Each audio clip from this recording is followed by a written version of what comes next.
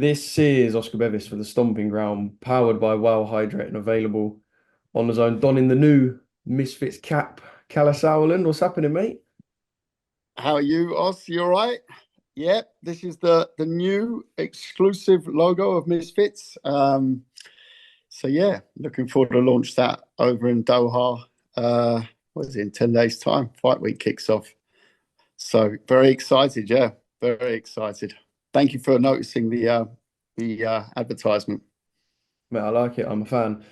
Yeah, busy couple of weeks for yourself for Misfits. But wanted to centre today around what we saw last night. So I'll ask you straight away, did you watch live or did you wait till the morning to see the action? Well, I didn't really have a choice. I had to watch live with my son. I did get him to go to bed first, and then we woke up unfortunately a little bit too early. Then had issues with Netflix, like I think a lot of people did.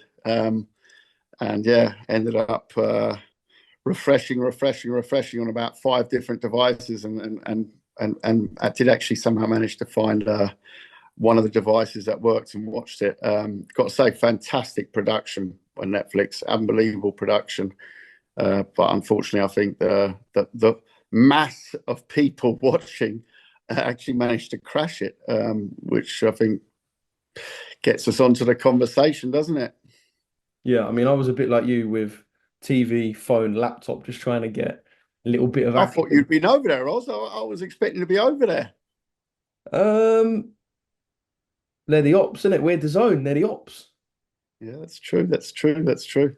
I mean, I thought it was just interesting to see how Netflix presents boxing. And I've got to say, the level of production was obviously enormous for an event like this. And, you know, you'd expect that. I often say when the level of production is that high, it's normally to disguise the level of boxing. So I think that went hand in hand. Well, let's talk about what we actually saw in the ring. Just your, I guess, initial response to the 8 rounds that Jake and Mike shared.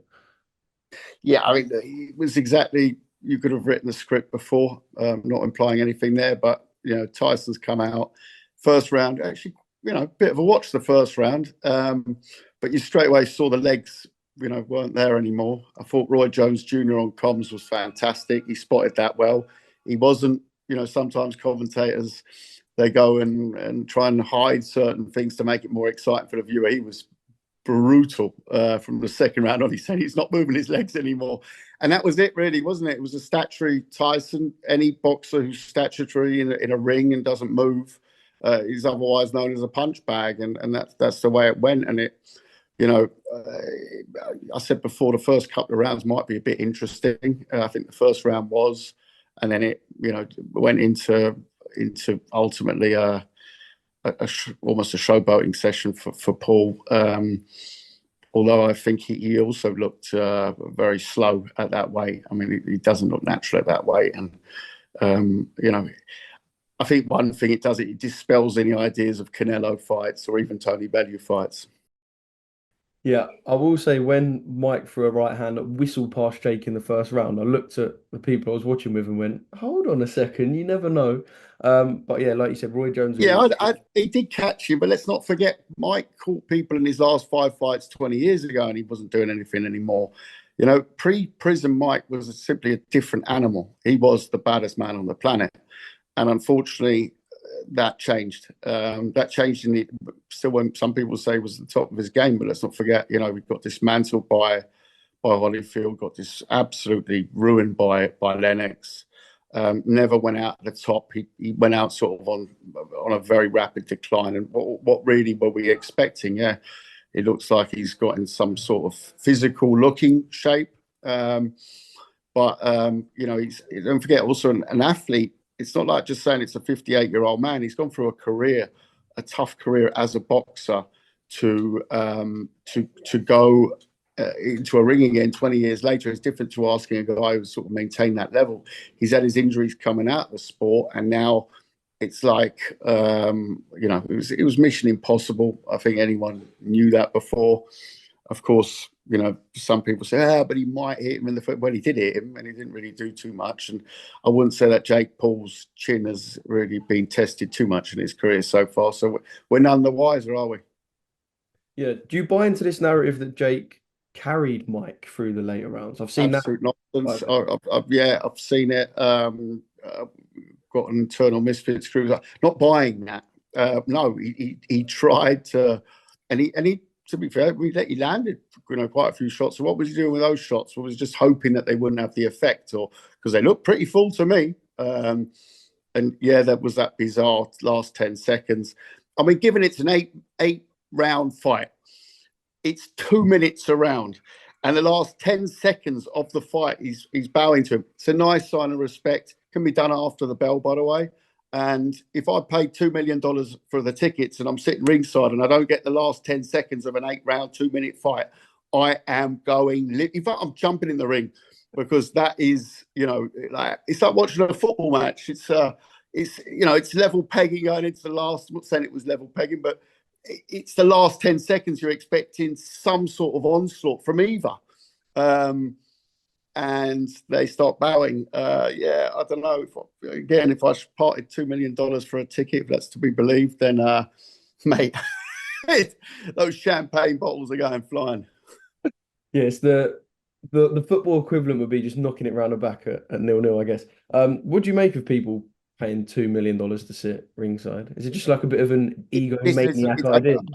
I don't know whether they really went for that. It was a law firm. I mean, if I was a client in that law firm, I'd be writing to them today. I said, all right, can you look at my fees? Because where have you got the money to pay for a $2 million fight ticket? So, yeah, listen, the whole thing, I'm not knocking it because it's business. And, Netflix crashed, right? That says all we need to know about how many people watched it. 270 million subscribers around the world. It wasn't a packed arena, but it was, I think they closed the top tier, but it looked fantastic. Massive gate. They say $20 million gate. Let it be close to that. It's still fantastic. A $2 million seat. Yeah, we floated that idea with big fights in the past, as sort of a super fan ticket and stuff. I don't know. Listen, America's a different place when it comes to showbiz and events, and that's what it was. Like I said, the highlight for me was seeing Cobra Kai at ringside. It was a who's who there. It is exactly what you expected. Had you travelled from the UK to watch that as a fight, thank the Lord for Katie Taylor and Amanda Serrano before you have some sort of saving grace. I didn't, unfortunately, see the rest of the undercard, but I hope they were really good fights, because or else you'd be sort of going home and thinking, like, what was that? You didn't know whether to applaud Tyson for what he'd done, because he didn't wind back the years, but I guess he made a statement. I can carry myself as a young man for 8 rounds. I don't know. Listen, everyone's a winner financially, whether it's Netflix, whether it's Jake, or whether it's Mike. But in terms of Jake, you're none the wiser, are you? It doesn't show a single thing. He's only fought one pro boxer that's recognized as a pro boxer and lost. Maybe he's improving, maybe he's not. The weight was ridiculously high for him. He's never in a million years a heavyweight, never. But that's the way the cookie crumbles, and I'm sure they'll be looking at their bank accounts and thinking it was a great success. Yeah, I know you don't want to live your life in misery, but I've got to ask this question. Should we be chucking blame at commissions, the people who made this possible, the event organizers? Because watching Mike hobble around the ring, there were periods where I thought, yeah, this really isn't right. Look, I can't speak for the way they've done the medicals and done the checks on him before. Texas Commission has done some of the biggest pro fights, so they're a very reputable commission. I would say it wasn't a pro fight as such, because it was 14-ounce gloves, and it was 2-minute rounds. So they've clearly taken the criticism on board and changed a lot to put the fight on. Fucking thing. I had 10% when we started. How is that possible on an iPad that you lose 10% in fucking 5 minutes? Right. Yeah. Look, again, I don't think it matters when it comes down to the business, because at the end, we all tuned in, all watched it, crashed Netflix, and it did big numbers at the gate in Texas. And a lot of people did travel out for that fight, and a lot of people were at that fight, and a lot of people stood up to watch that fight. So, that's the nature of the business. Yeah. What would have happened if KSI was in with Jake Paul last night? At that weight, I think easy work. Now, I'm not saying he'd fight at that weight because I don't think he shouldn't ever fight at that weight again if he's being advised correctly. But easy work, speed kills, baby, speed kills. Is that a fight you're expecting to happen in 2025? I don't know. It's the fight that's been talked about in that space since that space has existed. Well, at least since JJ beat Logan, that is the fight to go and make. Yeah, but if he's up at 200 odd pounds, that's not going to happen. So if he comes down to his normal weight, his fighting weight, JJ's prepared to even go up a bit. But that's the real stumbling block, and that's why it's not on the table even at the moment, because he's just come off a fight where he's weighing a lot more than he's ever weighed before, and yeah, it's something that obviously the weight has to change first, and then it can be discussed. It is, I've said it before, there's a lot of big fights in the combat space. It's the one without any shadow of a doubt, whether people like it or they don't like it, it's the fight that does the biggest numbers. Yeah. Dare I say what would have happened if JJ was in with Mike last night? Not that that would be a scenario you're going to push towards, JJ. Well, look, I'm a promoter. I'm not going to lie. I like big business. I'm not saying that it's something that is on my bucket list of to-dos, like it seems to be for MVP at the time, or Jake. But there's no way in hell that KSI would have entertained that fight. No, definitely not. But again, he's a different person, and I'm not knocking Jake and his team, because that's their way that they've chosen. And they've done their sort of zigzag path through different styles of opponents. And JJ is look, we're very close to finalising the next opponent, which will be hopefully announced quite shortly. But it's going to be big names, but it certainly won't be Mike Tyson. What did you make of Tony Bellew's little fight week appearance for Paddy Power? Well, I mean, Tony's got a good sense of humour. You reckon he's pining for the fight? I don't think. I saw a lot of people jump on that wagon, but I think that Paddy Power clearly got their bang for their buck out of it there, and it's business. So Tony should really be on the big screen because he's very funny. He did a bit of Hollywood. He did a Rocky movie, a Creed or something, didn't he? So yeah, he's definitely cut for that. And he sometimes those press conference things come across totally cringe. Maybe people did cringe. I didn't cringe. I thought it was quite funny, especially with the old fella next to him. Yeah, and the line about the golf and the little belly made me laugh as well. So listen, it was a week of entertainment. Let's put it like that. Let's call it entertainment. I didn't find the fight entertaining. There were moments in the fight when I had to look away. I really did. I just didn't like it. That's a personal thing. Lots of people will have gone away with that and thought brilliant. I can't quite get that, but again, it does business. And I thought, yeah, Tony's cameo appearance in the week was like a duck in water. It certainly fitted. Yeah. What did you make of Mike's slap? I got to say, I know it was only a slap, but I think Jake ate it quite well. He ate it quite well. Tap on the chin. Did he know it was coming? Because he looked like he ate it really well. True. He did. I didn't see the step on the toe, so I guess you don't really want to be stepping on Mike Tyson's toe if he's 58 or 98. I don't think that matters. I think the natural reflex of Mike Tyson is to give give you a slap. I think that slap back in the day would have taken his head clean off, as would have that moment in the first round would have taken his head clean off 30 years ago. Can I ask you this question, Kalle? And I don't want it to come across as a leading question, but if someone said to you outside of this interview, on a street corner, wherever, if someone said to you, "What do you think of Jake Paul on the whole?" What would your answer be? No, you're not leading me up the garden path here, are you? I'm curious. What do I think of him? Listen, I think he's a clever businessman. I think that's the way I'd sum it up. He's a clever businessman.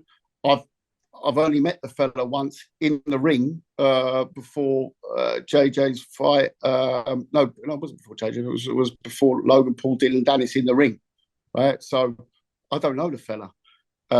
What I do know is the business, and what I saw last night is good business. Whether you like it or not, whether it's your cup of tea or not, don't matter. It's good business. So he's a good businessman. My cup of tea, no. But he's a good businessman. That's what it is. What I think about him as a boxer is, if I take away all the comments, he's a decent novice boxer. He's trying to improve. I think he's gone backwards by going up in weight. I think he's gone through phases where he's fought sort of, ex-UFC guys, stuff like that, which is all okay. But at the same time, it's like now there's a detour on fighting, 58-year-old Tyson. His last fight was against Mike Perry. He was a bare knuckle guy. It's like, if you're going to say you're going down the boxing route, you're going to be the face of boxing. Okay, fair enough. Listen, nothing is impossible, as Adidas says. But then you surely follow some sort of a path, like, I'm going to fight journeyman. Journeyman are going to turn into, lower ranked guys, higher ranked guys, local belts. That's the way a fighter develops. That's the way boxing creates champions. Now, you're not going to rip up that script. You can rip up a lot of scripts, but that script you're not going to rip it up. So you've got to go through. I just fought 58-year-old Tyson. I'm ready for Canelo now. I mean, come on, even with a bottle and a half of tequila down you're not gonna go for that one, are you? I mean, that is really, that there's business, there's salesmanship, and there's stuff we can buy, we get caught up with, and then there's just plain old bullshit, and that's one step too far. And I'm sure Canelo will be smirking away, because he has, Canelo might be the superstar of the sport, but Canelo has gone through that route. He has fought journeyman, he has fought lower ranked guys, higher ranked guys, local titles, regional belts, world titles, unification. That's the progression of a fighter. That doesn't matter whether your name is Canelo, Jake Paul, or whoever. If you want to be a traditional boxer, that's the route you go. If you want to make a fortune and you're an influencer or a crossover boxer, then of course fights like last night, those are fights that people look at. They're just so different paths. But again, you ask me what I think of him as a boxer, not much. As a businessman, yeah, he's a good businessman. Yeah. Final question, away from all of the boxing, what does a Saturday look like for Kalle Sauerland now? Where are you, Germany? Today in Germany. Yeah, I've actually got some work over here this weekend. Chilling. We've got to just about hit the gym. And then I've got a lovely bit of ribeye for later on. Living like a king. Living like a king. No Premier League this weekend. I hate non-Premier League weekends. International breaks. Just limit it to tournaments, people. We all know who's going to qualify. We don't need the big teams should all be there, even if they're not so good, because it's about the football world coming together. Whether Holland have beaten Belarus away to qualify, no one cares, people. right? There's enough football. Just keep it to the tournaments, right? I can't even watch these international weekends. Absolutely nothing for me. Can I Yeah. quickly ask you, seeing as obviously your ties to both Germany and England, were you delighted to see Thomas Tuchel take the England job? I tell you, you know what? I can imagine it's gone down quite badly in Germany. My German mates are all taking the piss out of me because you've got the help of the Germans. So that part I hate. What we need very quickly is an England manager to go into the German team.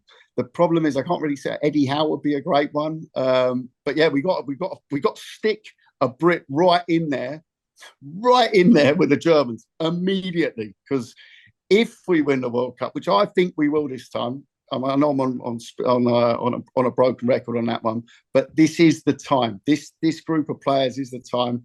We were so close in July, and I just feel that we've held out for the big one. I know the Euros obviously would have been great, but the World Cup's the World Cup. It's coming home, but the problem for me now is, and this is from a personal perspective, it is a German manager. But on that note, I don't know. I would like to see Eddie Howe get the job, actually, personally. I think Eddie Howe's a great manager. But at the same time, Tuchel, yeah, hating him at your mob, hating him at Chelsea. And when that Conte, that handshake. But I look back at it and say, right, the fella has got some fire in him. And, Southgate, yeah, bit of a Valium pill. And now we've got someone who's going to go absolutely, he wears his heart on his sleeve, but he's extremely well, he's just a great tactician. But as I said, I've got some personal problems with it. We'll have to settle this score at your gaff in a few weeks' time. Don't even talk to me about that game. That's a fixture I hate.